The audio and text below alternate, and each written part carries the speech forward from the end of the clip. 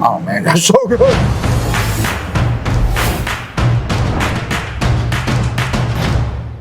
Hey, what's up? It's Luis with America's Best Restaurants, and we travel the country coast to coast to find the places where you need to eat at on a weekly basis. And today we are in Cicero, Indiana, in the search for great, authentic Mexican food. This is Bien Mexicana. Let's go check it out.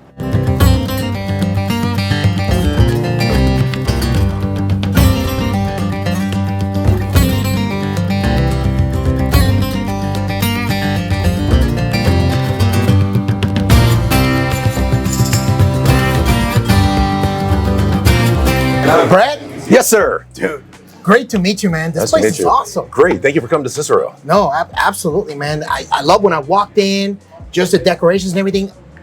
When you think of you come into a Mexican restaurant, you have this kind of idea in your head. Not this. This looks nice, modern, chic. It's awesome, man. Thank you. I appreciate that. It's awesome. So for the people watching, how would you describe Bien Mexicana? Well, we're not actually a Mexican restaurant. We're considered a taqueria. Okay. And a taqueria is more under the make and take theory, where you come in, you can order on the app on your phone. Okay. And the main thing is it's authentic food. It's real Mexican food. It's real margaritas. You know, your proteins are your chicken, your pork, and your beef. Mm-hmm. But it's the flavors, the authentic flavors that go into those that make our food so amazing. Okay, and clearly you have some food for me because you know me well. Oh, I have a little food for you to taste. Okay, yeah. so what do we got here? This is a shrimp quesadilla. Okay, all right. So what do we got in here? Of course, the cheese, the shrimp, we got some peppers. Shrimp, pico de gallo. Ready for this? I'm ready for it. Let's go. Oh man, that's so good. That's so good. You know, I've had quesadillas before, but nobody's ever put pico de gallo inside. I think that's genius. Well, a lot of people serve it on the side. Mm-hmm. We actually put it into it, so pretty much every bite you're getting pico de gallo. And what's cool is there's so many different levels of flavor because you got the peppers, you got the onions, you got the tomatoes, then you got that shrimp, and then the cheese. It's nice, salty, but you have multiple layers of flavor. Then you got that chew from the tortilla. Dude, this is amazing. Oh my God. Awesome. This is next level. I'm telling you right now. Glad you like it. I love it. I'm going to crush this off camera, but I want to find out, where's Angela at? Angela? Mm-hmm. She is back in the kitchen. Can I come back there? Come on back, yes. Awesome. All right. Let's do it.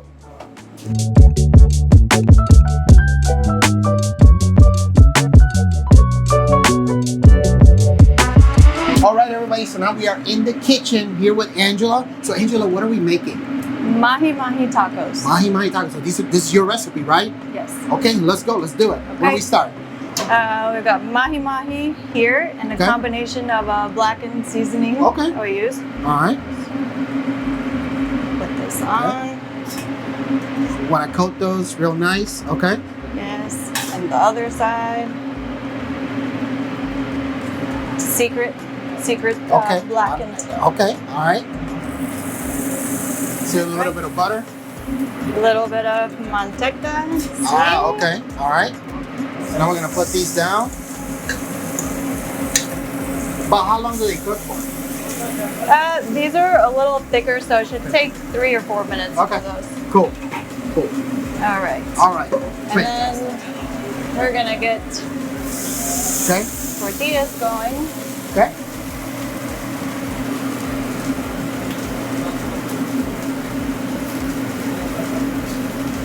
Two per taco. Okay. Maybe.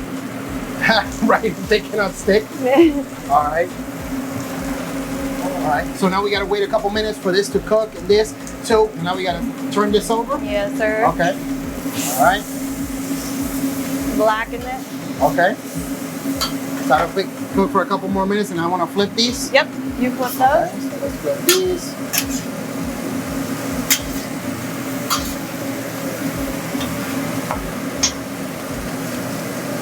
With your fingers, Luis. With your fingers. Oh, I can do it with my fingers. You want me to see it? You want to see it? Yeah. Okay. I do. Like that? Don't leave them on there too long. It'll melt your gloves and your skin. Like that? Here you go. But I gotta flip them again. Your fingers are stronger than Todd's. Well, it's hot. Don't get me wrong. It's hot. But you know what? It's okay, because yesterday I kind of made a mistake and I burned myself a little bit, but it's fine. It's fine. All right, so let me That switch never gloves. happens here. And it is what it is. Comes with a job, right? Yes. All right. Switch gloves. Watch out, Austin. All right. Okay. Now, have you done any other tacos with any other type of fish, or has it always been mahi? Is that like your main go-to? Actually, I never did anything with seafood Okay. because it was a food truck and you have a small amount of space and it's so busy that there's no time to have like cross-contamination concerns. So in the restaurant, we were able to monitor that better and finally offer seafood. Okay, gotcha. So this is new for the restaurant, yes? Yes. Okay, so now we All right. stack. 2 and 2. Gonna make 3 tacos. Okay. Whoa! Ran overboard. Okay. Gotcha. Going a little bit too fast. Okay. All right.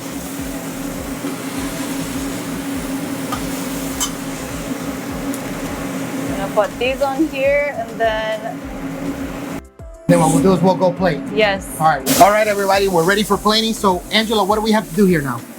We need to add the slaw on Okay. top of each taco. So just a little bit like this. Is that okay? Yes. Or a little bit more? Perfect. Perfect. Okay. It's a combination of cabbage, jalapeno, Okay. onion, lime, All right, a little bit more here. and then we have a pineapple habanero salsa. And that goes on top? Yes. Okay. We normally just put it on the side, and then you can put it on there. Okay. All right. So let me give this a shot. Good to go, Austin? Perfect. Here we go.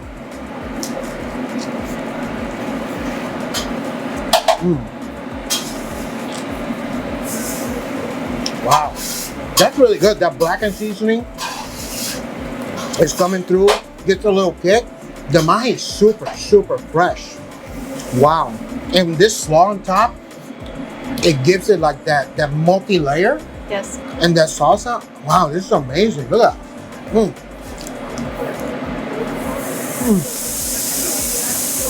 This is gonna be a huge hit.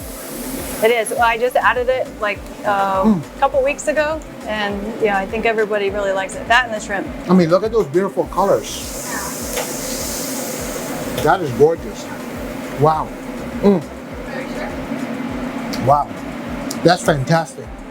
We got one more thing coming, right? Yes. The birria torta. Yes, you heard it right. I'm only seeing it in tacos, but apparently here they have it in a torta. I'm excited. So that's coming up next.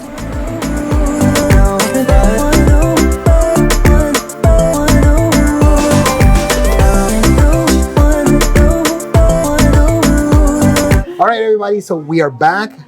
We're here with the final item. Now, this is an interpretation I've never seen before. So, Angela, tell me, what do we have here? Birria torta. Okay, I've seen birria tacos. I had one off camera with my new friend Todd. Shout out to Todd. But I've never seen it as a torta. Did you come up with this yourself? Like, where was the inspiration come from? I would love to say yes, but I have seen them. Birria ramen. Okay. Birria tamales. Oh, okay, all right. Well, let me give this a shot. Gotta dip it in the consomme, and let me get this here because it can get a little bit messy. I'd love to tell you I'm the only one that sells them, but Oh wow, that's really good. That meat is perfectly nice and juicy. That consomme, I can drink it. yes, and you should. And then the combination of the refried beans, the fresh tomatoes, the lettuce, the red onions, and the bread is what makes it. Yes. This bread is fantastic. Wow. Well, I've never had birria torta before, but I'm a fan now. I'll tell you that right now. This is awesome. This is fantastic. Wow. A lot of the town is now a fan. Really? A lot of people didn't know what a torta was, and so we kind of did some education, and now they know, and then now they know the birria torta. Well, so for those that don't know, a torta is essentially a Mexican sandwich. That's really what it is. Okay? Now, I want to get into the story because your story is awesome. Thank you. Right? So let's start at the beginning. You originally had a recruiting company, is that right? Yes. Okay, what did you recruit for? It was just small. It was myself at home. I did biotechnical engineering and senior level execs in construction. And I got into food and beverage right before COVID. Okay. Poor timing. Okay. So, you know, when COVID started here, Yeah. I thought I would be fine. On Tuesday, I'm like, oh, I'll be fine. Thursday, I didn't have any clients. So literally the same week. Yes, 2 days later. So you lost all your clients. Yes. Okay, what did you do next? I made a Facebook post Okay. asking my neighborhood if they were interested in tamales, chips, salsa, queso. Put it out there. Now, you just put it out there just to see if they were interested? Okay, so what happened next? So this is the funny part. What happened next? They were interested. Okay. I did a few things around the house, came back, had 30, 40 orders, went to the grocery store, On the same day? same day. Yes, within a couple of hours. Okay. And I was making everything, honestly, within a week, I was making anything they wanted. I was grilling, I was smoking pork, underground, everything. So you had to line down the block, right? They would call me with orders from something that they had at a Mexican restaurant that is not actually the name of the food. Sure, you sure. know? Can you make this? And I'm like, what's in it? Where'd you get it from? Yes, Right. I can make that. Right? And arroz con pollo, anything. I kept making food, and within a couple weeks, there were cars down the block. So it kind of looked a little bit suspicious, Yes. right? Okay. Just a little bit. Okay. So then I decided I should probably not be doing that, and bought a cargo trailer, converted it into a food truck with the kids, and took it on the road. Really? And that was from within a month, right? From when you first made the Facebook post. You're like, let me see if people are interested. And then 40 plus people said, yeah, I want some. Yes. So it was like crisis mode, right? Yes. And so about a month later is when you bought the truck and the trailer, the whole Yep. thing. And then you started going out 4 or 5 days a week. Yes. And so then what happened next? Did the demand grow? Like what happened? It did. We were booked by the day that the food truck was ready, and I took it to the health department. Probably 3 or 4 hours later that night, we were booked 4 or 5 days a week, solid for 4 months. Really? Yeah. So it was that fast? That was that fast. Wow. Yeah. Wow. And then as COVID started or we recovered and Sure. reopened, people could go back out, and it wasn't as successful. So I got into out of neighborhoods and things like that, and got into contract events. Okay. So like Indy 11, Okay, that's cool. IUPY Med School, different things like So you had that. to pivot. Yeah. Right. Okay. And also I started doing carry out. So when it was cold, you have to have a commissary kitchen. Okay. So I was cooking at the Legion and then at the VFW. And so I did carry out. I cooked at the Fisher's Test Kitchen, the Sun King Brewery. Okay, Certain yeah. nights, like there's a signature table. So I would rent that space and cook there. Okay. And so when was your decision made so you went from cooking at home to the food truck, trailer, going out 4 or 5 days a week to the culmination, which is this restaurant? How was that progression? How soon after you had the food truck, you decided, okay, we're done, let's go and do the actual brick and mortar? So my friend Brett and I, who we partnered on this restaurant. Yeah. We had talked about it before, maybe 6 years ago, looked at a space in Westfield. It didn't work out. Okay. He found out that the coffee shop that used to be here for 30 years was interested in leaving. And so we had a conversation and talked to them and decided to partner and put the food truck concept into here as a taqueria. Okay. Now, I was talking to you, off camera, and it took you how long from when you first signed the papers, walked through the door, because you even told me you gutted this whole place by yourself. Yeah, 8 days. I was in here gutting, so excited, cutting down walls, and my brother helped with the sink. Brett helped me with some stuff. But it took 8 days to gut the entire place, and then it took 13 months to make make it happen and put it back together. Now, what took so long? So what made it last so long for the 13 months? Labor for one. The state, you have to get an approval for the hood. Gotcha. So things like that, getting that approved, and all the inspections, and just a lot. When you dig into it, it turns into a lot of work. Was it a lot of time just kind of waiting on other people kind of thing? At some points, yeah. Okay. Sometimes, yes. Okay. That's fantastic. And so when you develop the menu from home, right, and then all of a sudden people are calling you, can you make this? Can you make this? Was that kind of like the idea as to, okay, here's how I'm going to develop my menu, not only for the food truck, but also when you came here?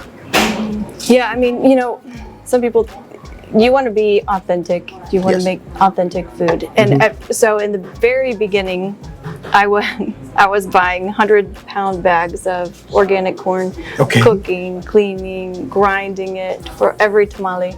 I was stamping them with edible ink. Yes, I was making all the masa. I was making every single tamale, and I was like, I will never stop. And then I got really busy, and I'm like, okay, I quit.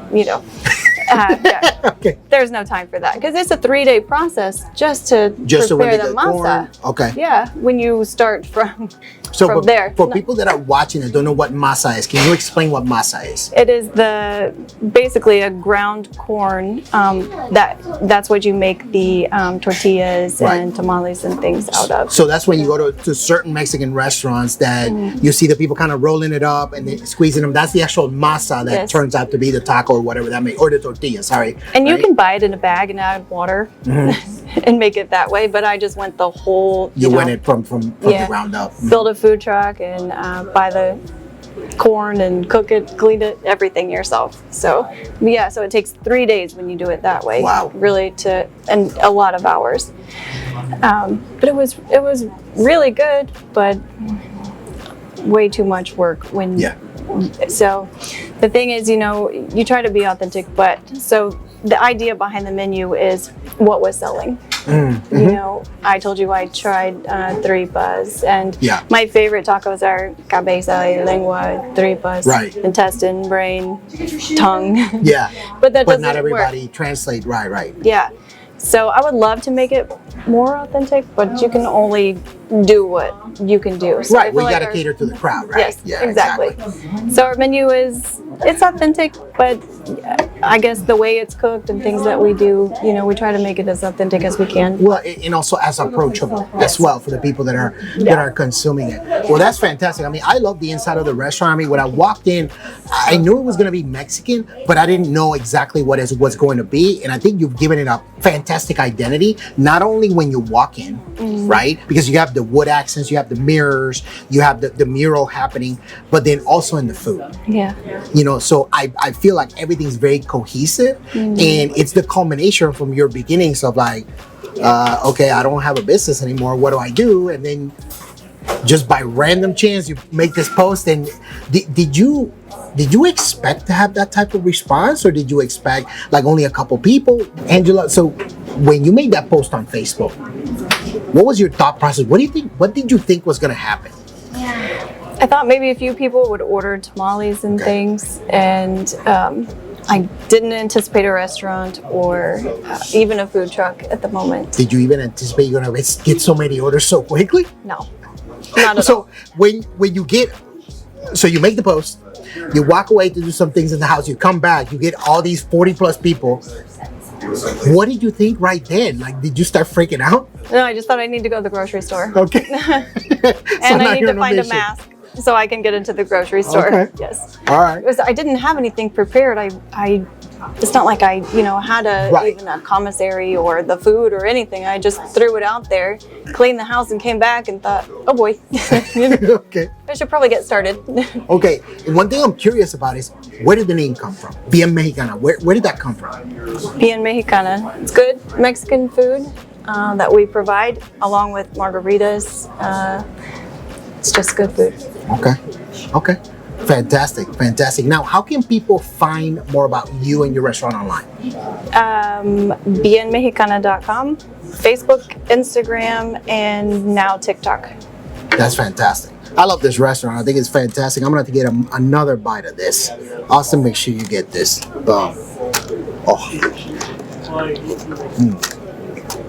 So good.